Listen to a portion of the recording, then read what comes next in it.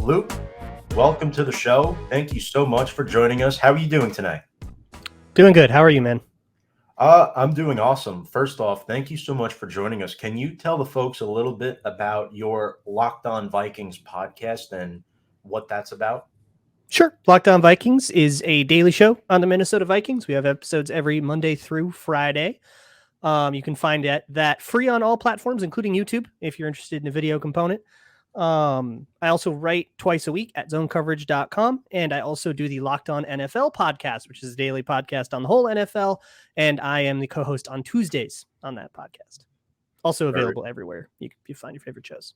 So you're a busy guy. Very cool. Oh, yeah. Very cool stuff. Now, the Vikings, obviously on Thursday Night Football, all of my friends told me the Pittsburgh Steelers was going to win. I went against the grain and picked the Vikings despite coming off a loss to the Lions.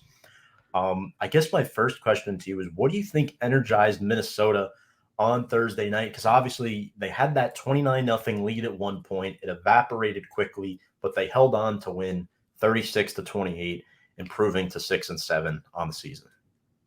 Sure. Well, I mean, you become the one in a one-win team. That's going to demoralize you a little bit. And so that loss to the Lions, I think it would have hurt a lot worse, though, if they weren't on a short week. They didn't really have time to dwell. They had to turn around and get ready for the Steelers right away. And sometimes that can help you get over a real rough thing when there's no time to mourn it. There's no time to beat yourself up. We've got a game to prep for, in 2 days.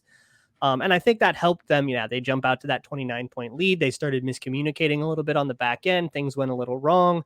They got a couple interceptions. It starts going haywire. And that's kind of been the story of the season for the Vikings. Really inconsistent. They haven't really been able to put together a clean 60 minutes. They've always had some sort of disastrous meltdown that they then have to overcome.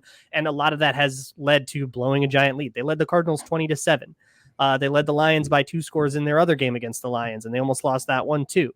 They've blown a lot of leads in this season, and that was the biggest one, but they didn't come as close as it looks to blowing it, even though it looked like, wow, it came down to the last play, but it really didn't, because if Pat Freiermuth did catch that touchdown in the end zone, which would have made it, the Steelers were down by 8, so that would have been a touchdown. They would have had to get the 2-point conversion. That would have been another chance to end the game, and then it would have gone to overtime, another chance to end the game. So the Vikings had built a reasonable cushion, and they'd gone through plenty of that runway, too much to be comfortable. But that 29-point lead is a pretty difficult thing to blow, and even the Vikings, try as they might, couldn't quite blow it all. Yeah, it was a very interesting game, to say the least, as I was watching it. Obviously, you talked about that 4th and goal play. Harrison Smith denies Pat Freiermuth in the end zone to seal the victory. Shout out Notre Dame. Take us through that play and what you saw. Obviously, Smith is a veteran safety who's been in the league for 10 years now, and you have a young rookie tight end in Pat Freiermuth who's been coming on as of late.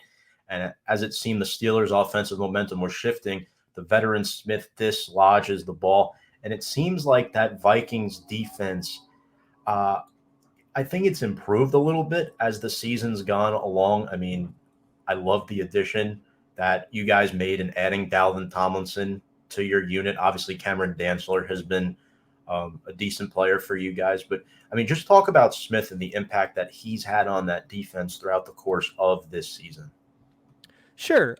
Harrison Smith is a nightmare for quarterbacks. Ask any quarterback that's gone up against him.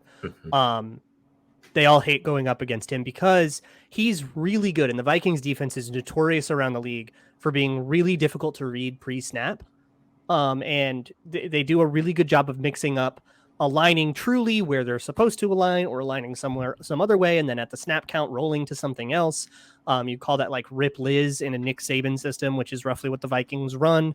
Or just sort of disguising their coverages, disguising their blitzes. There's a lot of looks where you have 8 men on the line of scrimmage, all threatening blitz. Who's coming? Who isn't? Good luck to your rookie center. And Harrison Smith is a huge part of all of that. On that particular play, the Vikings were in a pretty simple defense. They were in basically 2-man, or their version of a 2-man, which is a little more complicated than that. But you can think of it as man-to-man coverage with 2 high safeties. Anthony Barr was on Freiermuth there, and he's posting up that middle of the field play. I don't think he was in like pure true man-to-man. He was posting it up, which means he's actually going to sit underneath it a little bit. And on a seam route, which is what Freiermuth ran there, he just ran straight between the safeties. Barr's job is to sort of be in like a trail position where he'll affect the route, try to disrupt the timing, and then kind of hang back behind it a little bit to essentially bait Ben Roethlisberger into throwing that ball, and then a safety can come over and break on it. And Harrison Smith ended up being that safety. Actually, both safeties broke on it, and Harrison Smith was the one that punched the ball out. And he's just got that kind of playmaking ability. He's very quick to read everything, break on everything. And he just, I mean, anywhere he is on the formation, he's going to wreck something. And that's kind of the job that he has. He's just a dude that causes problems. Absolutely. I know the Vikings also had built this lead because of what they were able to do on offense. And obviously their defense eventually did shut the door. They bent, but they didn't break. Dalvin Cook, I have a fan, not in New York, but Dalvin Cook had over 200 rushing yards on this game, averaged over 7.5 yards per carry. Minnesota really did a good job feeding the chef in this game. Dalvin Cook, we weren't so sure if he was going to play, but can you just talk about his performance and what he means to this Minnesota offense that was without Adam Thielen? Sure. I want to make sure we give credit where it's due to the big boys up front. Ezra Cleveland, Garrett Bradbury, Mason Cole. It's been a bit of a ragtag bunch. There's been a lot of movement up there, and they did a phenomenal job moving the Steelers around. The Steelers interior and their run defense is kind of known for getting pushed around. And it's nice to kind of add ourselves on the list as, you know, a team that could really bully them up front, and everything kind of started from there. Tons of huge holes to run through.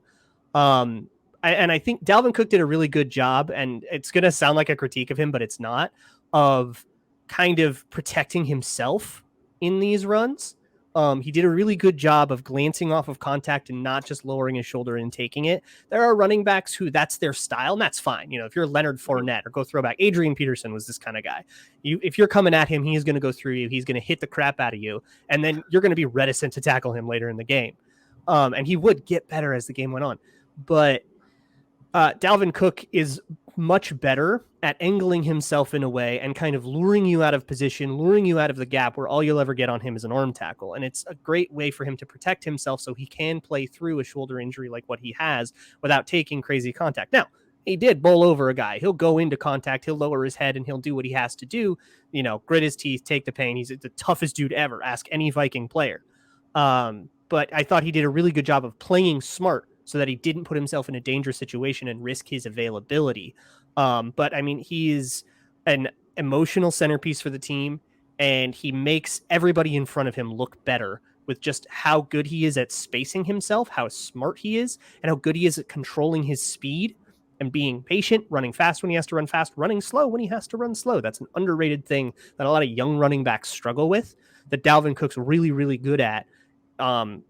Placing himself exactly where he's supposed to go and making it really, really difficult for a defender to get into the gap with him, because he can go from gap to gap to gap without slowing down. It's a really rare thing for running backs.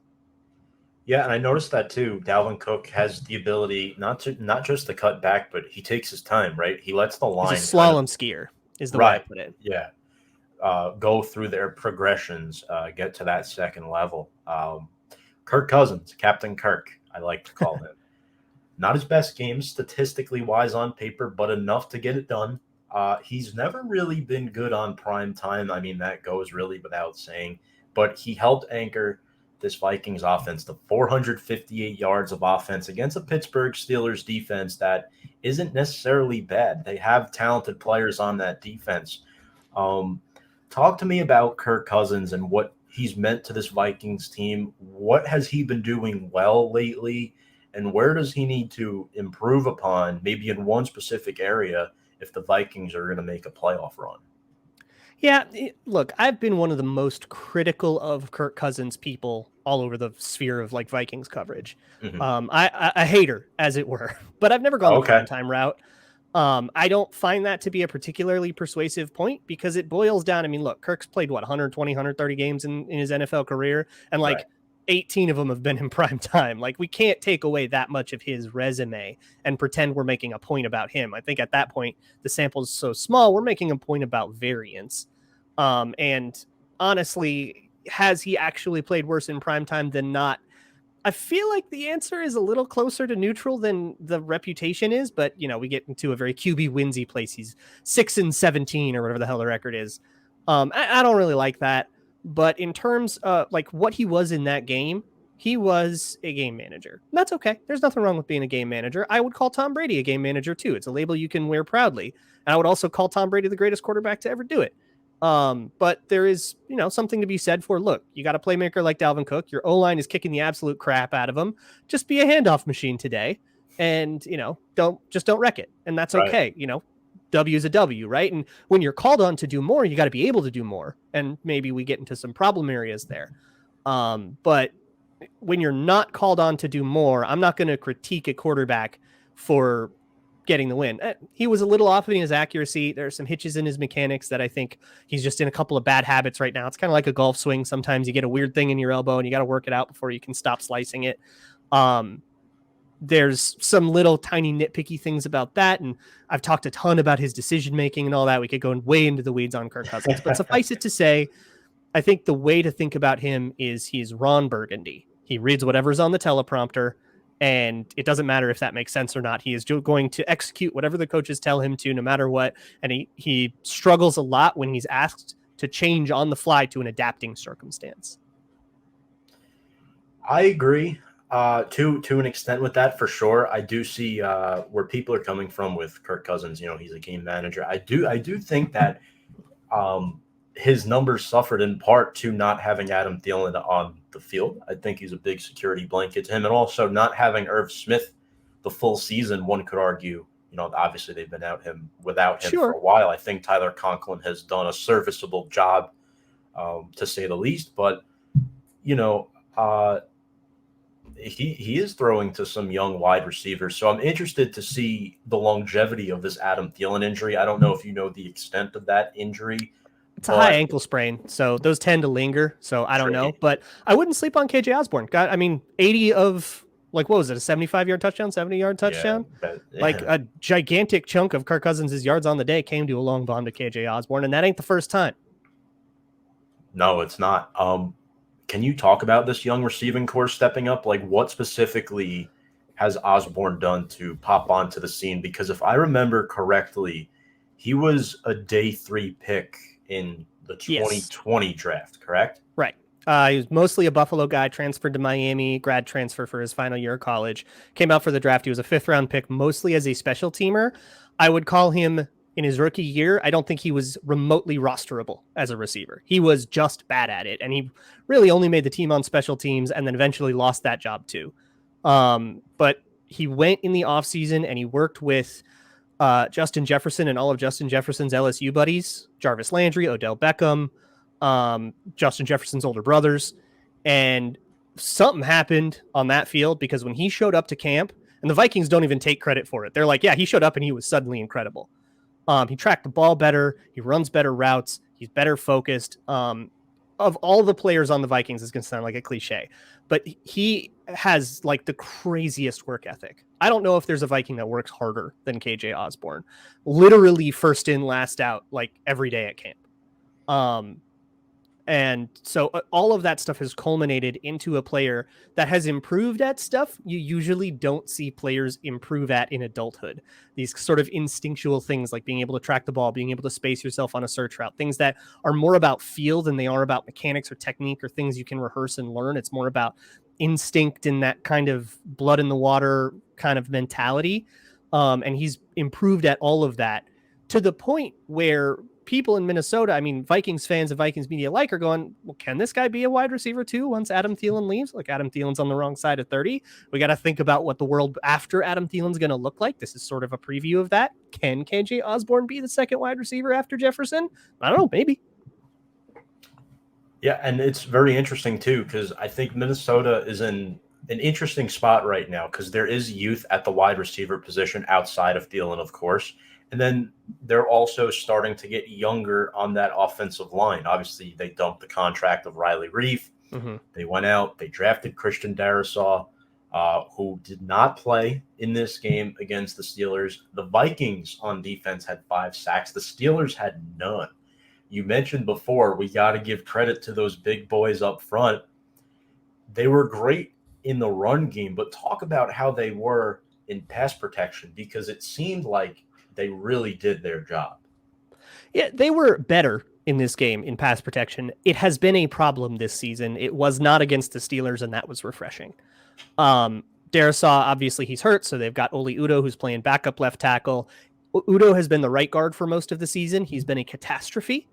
And Mason Cole, who was the backup center, played a little bit of starting center when Garrett Bradbury was on COVID IR, maybe even took the starting job from Bradbury, but then he had to move to right guard when Oli Udoh had to move to left tackle to replace Darisaw. So it's all been shuffling around. Yeah. Mason Cole has been great at right guard. He's been very, very good. A lot of Cole's problems stem from the challenges of being a center. He's not very good at snapping the ball. He's not very good at setting his hands after he snaps the ball. But if he doesn't have to snap the ball, he has no problem at all. So right guard seems like a really good fit for Mason Cole. He might stay there. And when Darisaw comes back, Oli Udoh goes to the bench. That seems like how things are going to go there. But in terms of pass protection, the Vikings have had to do a lot schematically to protect their O-line. They've done a lot of quick game, probably too much quick game, cut blocks, a lot of, 3-step drop, throw a little screen or something like that. And it's probably been holding the offense back. The Steelers just didn't have enough up front, and TJ Watt left in that game. So they didn't have, after that especially, they didn't really have enough up front to punish the Vikings for that. So they could just sort of drop back and throw. And the Steelers have after TJ Watt just wasn't good enough to punish. Right. Yeah, I did notice that. And before I get to the next question, just want to drop this comment from a viewer, Noah Deibler. Tom is back. Noah, thank you very much for your comment. Folks, if you have any questions for Luke throughout the course of this interview, feel free to drop them. I'll shoot them in the slate here, and keep them coming, folks. Really do appreciate it. Now, Luke, next question.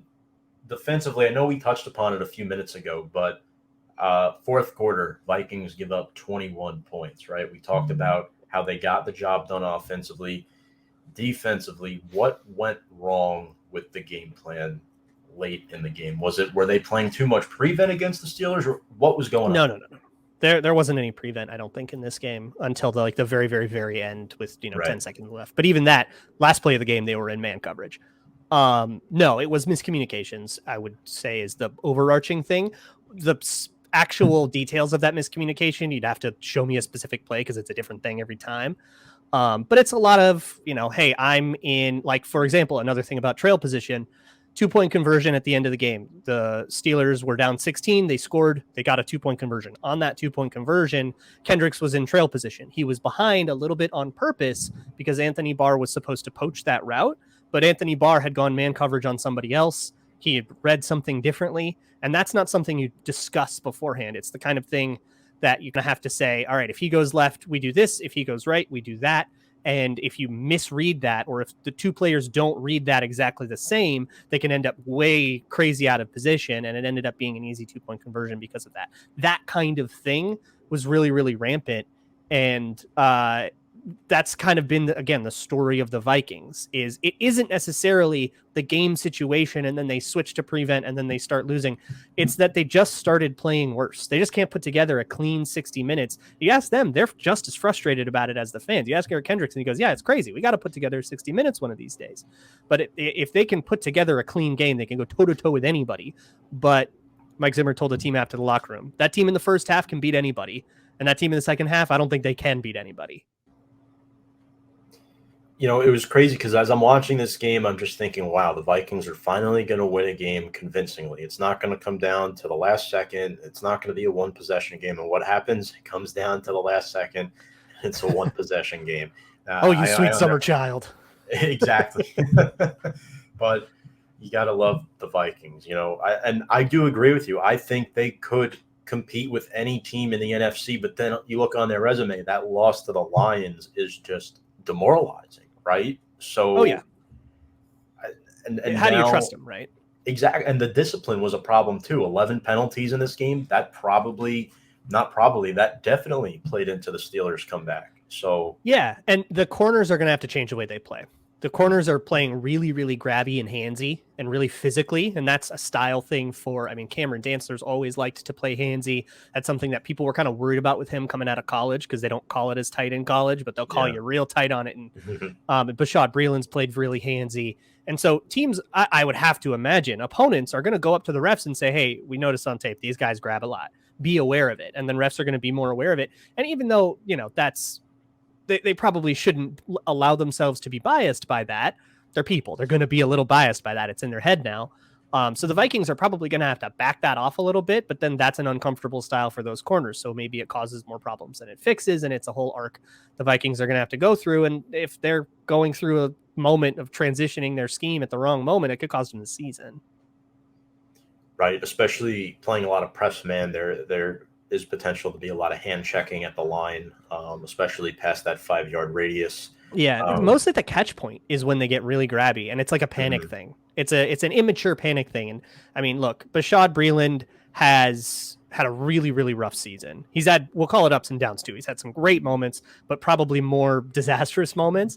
And then Chris Boyd and Cam Dantzler are just puppies. They're just young. And so you have, the elder statesman Patrick Peterson trying to help these guys along and help them be confident, but they're not playing with enough confidence. So then they'll panic and they'll grab. Or they'll play, 10 yards off and let an 8-yard completion happen in front of them uncontested, 2nd and 2. And that's just a thing you do when you don't have a lot of confidence, and they aren't playing with confidence. It's leading to penalties. And then you get discipline too. You get holding penalties, which are a thing you do when you get beat, you panic, you hold. You false start because you're not in the moment, right? It's a lot of the game just kind of gets away from them and they get themselves out of that rhythm. And then that's when the mistakes start to happen. Right. Yeah, I noticed that too a lot throughout the course of Thursday night's game. And now, obviously, a lot of rest. The Vikings will be in Chicago this weekend. They will be, I believe, are they on Monday Night Football? So they go from the first game to the last game of the week. Yeah, it's like a half a bye.